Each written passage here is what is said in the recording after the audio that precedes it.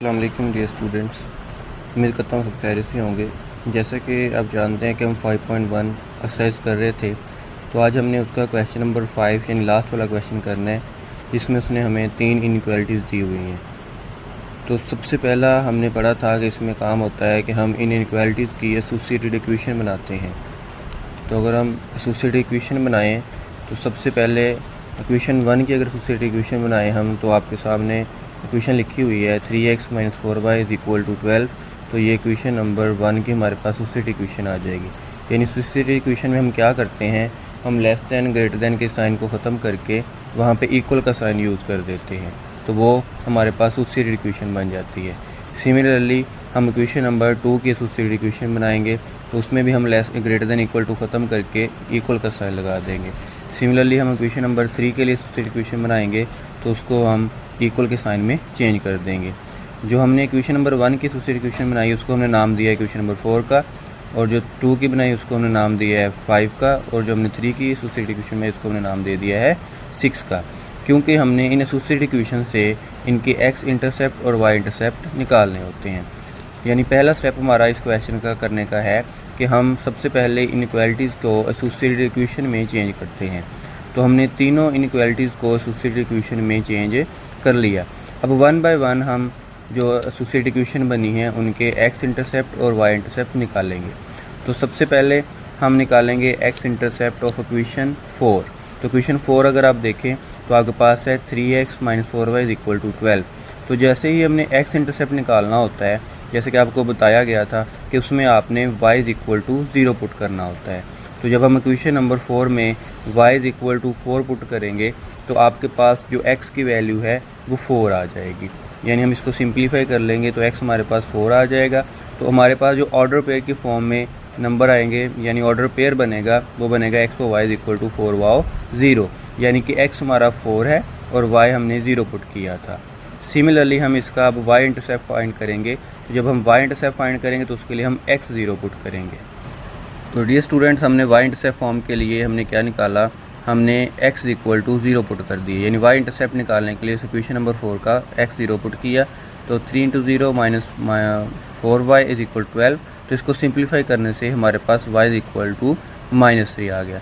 तो इसको भी अगर ऑर्डर पेयर की फॉर्म में हम लिखें तो वो हमारे पास x और y = 0 व -3 आएगा।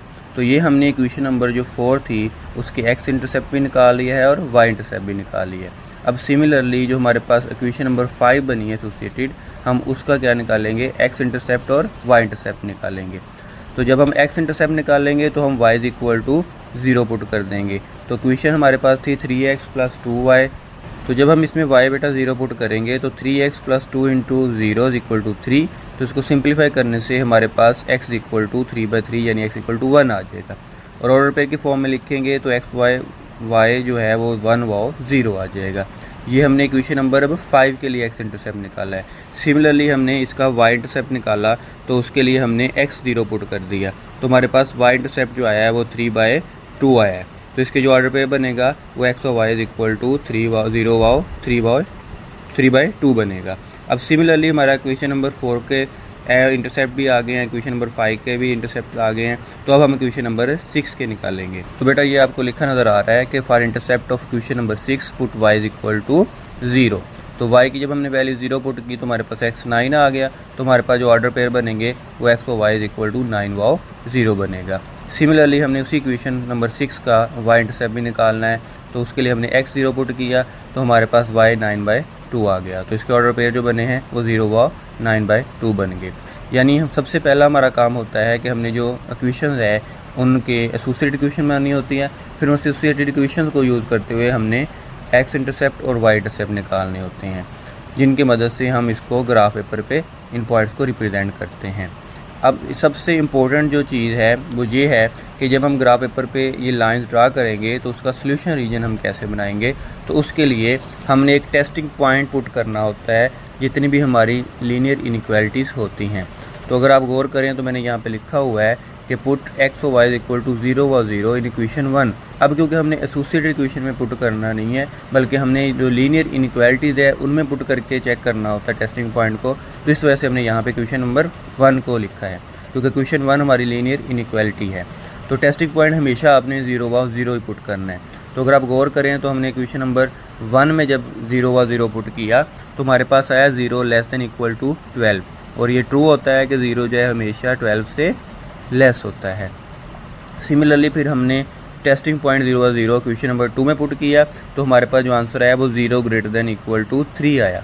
तो ये फॉल्स होता है क्योंकि 0 जो है 3 से ग्रेटर नहीं होता। सिमिलरली हमने क्वेश्चन नंबर 3 में पुट किया तो वो भी हमारे पास ट्रू आ गई, यानी हमारे पास क्वेश्चन 1 और क्वेश्चन 3 के जो आंसर हैं वो ट्रू आए हैं, और क्वेश्चन जो 2 है उसका आंसर जो है फॉल्स आया है।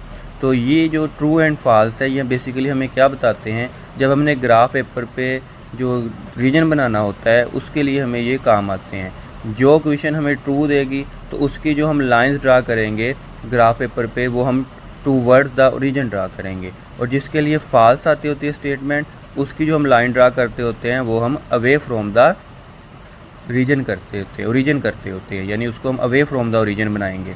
तो इन पॉइंट्स के मदद से अब हम ग्राफ पेपर की तरफ चलते हैं कि हमारा ग्राफ जो है इनका क्या बनेगा और सोल्यूशन रीजन जो है वो कौन सा हमारा हिस्सा आएगा। अब बेटा हम ग्राफ पेपर पे आते हैं। तो अगर हम देखें हमारे पास 3 लाइंस थी। तो फर्स्ट वो जो लाइन थी हमारे पास 3x - 4y less than equal 12, उसके जो पॉइंट्स हमने y इंटरसेप्ट x इंटरसेप्ट निकाले थे उसके लिहाज से हमारे पास पहला पॉइंट जो आता है वो आता है 4 व 0। तो वो आपने यहाँ पे नंबर लाइन पे इसको लगा के शो करवा देना है। दूसरा पॉइंट आता है 0 व -3। तो इन दोनों पॉइंट्स को मिलाने से हमारे पास जो लाइन आएगी उसको हम कहेंगे 3x - 4y less than equal to 12, क्योंकि ये इसके हमने पॉइंट्स निकाले हुए हैं। सिमिलरली हमारे पास जो क्वेश्चन नंबर 2 थी वो थी 3x + 2y greater than equal to 3। तो उसके जो पॉइंट हमारे पास आए हैं वो आए हैं 1 व 0 और 0 व 3/2।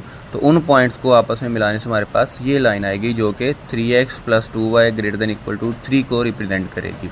और लास्ट हमारी जो क्वेश्चन थी वो थी x + 2y less than equal to 9। तो उसके जो पॉइंट्स आए हैं हमारे पास आए हैं 9 व 0 और 0 व 9/2।